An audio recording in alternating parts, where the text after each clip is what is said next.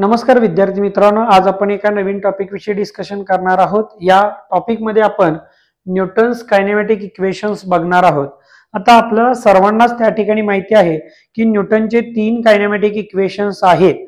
आता इथे जे न्यूटनचे 3 कायनेमॅटिक इक्वेशन्स आपण बघणार आहोत ते 2 डायमेन्शन मोशन, म्हणजे जर त्या ठिकाणी मोशन ही 2 डायमेन्शन मध्ये असेल, 2 डायमेन्शन याचा अर्थ काय की त्या ठिकाणी 2 ऍक्सिस आपल्याला कन्सिडर करणं गरजेचं आहे। एक तर तो एक्स वाय ऍक्सिस असेल म्हणजे एक्स वाय प्लेन तयार होईल, किंवा वाय झेड प्लेन असेल, किंवा एक्स झेड प्लेन असेल। या वेगवेगळ्या प्लेन मध्ये जर बॉडीची मोशन होत असेल, ऑब्जेक्टची मोशन होत असेल आणि तिथे जर 2 ऍक्सिस आपण कन्सिडर केलेले असतील तर त्याला त्या ठिकाणी आपण 2 डायमेन्शन मोशन असं म्हणतो। आता ही जी 2 डायमेन्शन मोशन आहे याच्यामध्ये आपण वेक्टरचा फॉर्म त्या ठिकाणी बघतो। याचा अर्थ बॉडी जी आहे ती बॉडी कोणत्या डायरेक्शनला मूव्ह करत आहे हेही या ठिकाणी मॅटर करत असतं, म्हणून त्या ठिकाणी आपल्याला वेक्टर कन्सिडर करणं गरजेचं आहे। आता इथं आपण बघूयात, बघा जर आपण या ठिकाणी बघितलं तर ऍक्सलरेशन म्हणजे काय असतं तर change in velocity upon time असतं। आता vector A is equal to velocity मध्ये चेंज कुठून कुठं झाला, यू पासून व्ही पर्यंत गेलेला आहे, म्हणजे final velocity minus initial velocity divided by time जो आहे तो final time minus initial time is equal to vector V minus vector U divided by T2 ची व्हॅल्यू या ठिकाणी T आहे आणि U ची व्हॅल्यू या ठिकाणी 0 आहे, कारण पार्टिकल इथून इथपर्यंत गेला आणि इथून इथपर्यंत जाण्यासाठी त्याला लागणारा जो टाइम आहे तो आपण T2 कन्सिडर केला, पण ऍक्च्युअल मध्ये तो टाइम किती आहे, T एवढा त्या ठिकाणी टाइम असेल। Therefore acceleration A is equal to vector V minus vector U divided by T minus 0. Therefore, vector A is equal to vector U minus vector U divided by T. आता हे जे T आहे ते आपण या बाजूला transfer करू, vector A into T is equal to vector V minus vector U।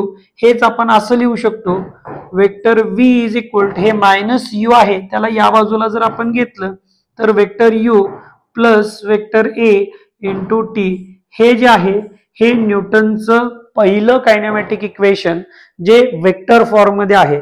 आता हेच आपण एक्स डायरेक्शनला आणि वाय डायरेक्शनला कसं लिहू शकतो तर vector Vx is equal to vector Ux vector Ax into T vector Vy is equal to vector Uy plus vector Ay into T या form मध्ये आपल्याला लिहिता येईल। इथं आपण न्यूटनचं पहिलं कायनेमॅटिक इक्वेशन जे आहे ते प्रूव्ह केलेलं आहे।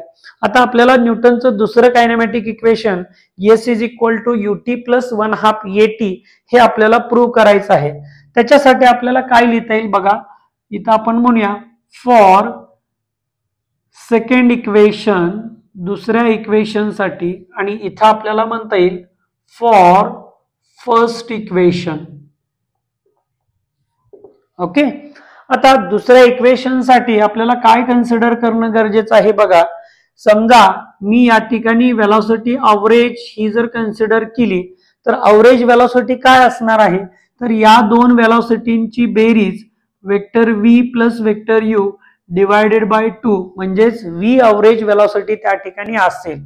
देयरफॉर आता डिस्प्लेसमेंट म्हणजे आपल्याला माहिती आहे डिस्प्लेसमेंट S किंवा वेलोसिटी इज इक्वल टू काय असतं बघा, डिस्प्लेसमेंट अपॉन टाइम असतं। आता आपल्याला डिस्प्लेसमेंट पाहिजे म्हणजेच V is equal to S by T, therefore S is equal to V into काय लिहिता येईल आपल्याला T लिहिता येईल। आता हे सगळं जे आहे ते वेक्टरच्या फॉर्म आहे, म्हणून vector S is equal to vector V into T।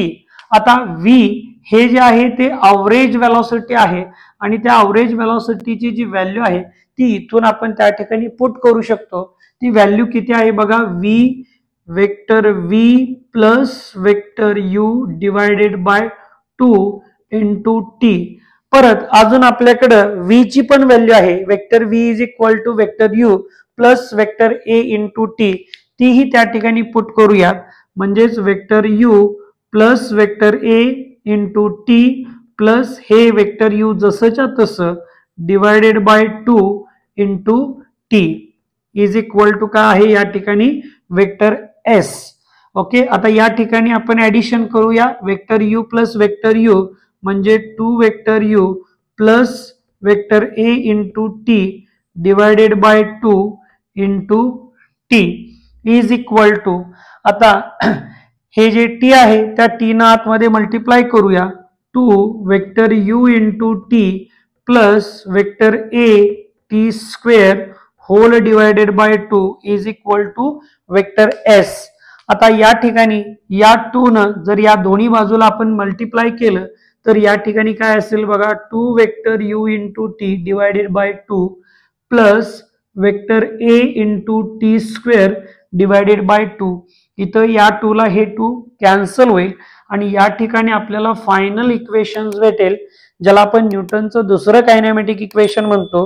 Vector S is equal to vector U T plus half vector A into T square. हे जे आहे हे न्यूटनचं दुसरं कायनेमॅटिक इक्वेशन. आता जसं आपण हे इक्वेशन एक्स आणि वायच्या फॉर्म मध्ये लिहिलं तसंच हेही इक्वेशन आपण लिहू शकतो. काय लिहिता येईल बघा, vector s x is equal to vector u x t plus half vector a x t square आणि वायच्या टर्म मध्ये vector s y is equal to vector u y t plus half vector a y t square. असं हे दोन जे equation आहेत हे दोन इक्वेशन आपण 2 डायमेन्शन सिस्टीम मध्ये प्रूव्ह करत असतो. ओके, तर अशाच नवनवीन व्हिडिओसाठी आमच्या चॅनलला लाईक करा, शेअर करा आणि सबस्क्राईब करायला विसरू नका. धन्यवाद.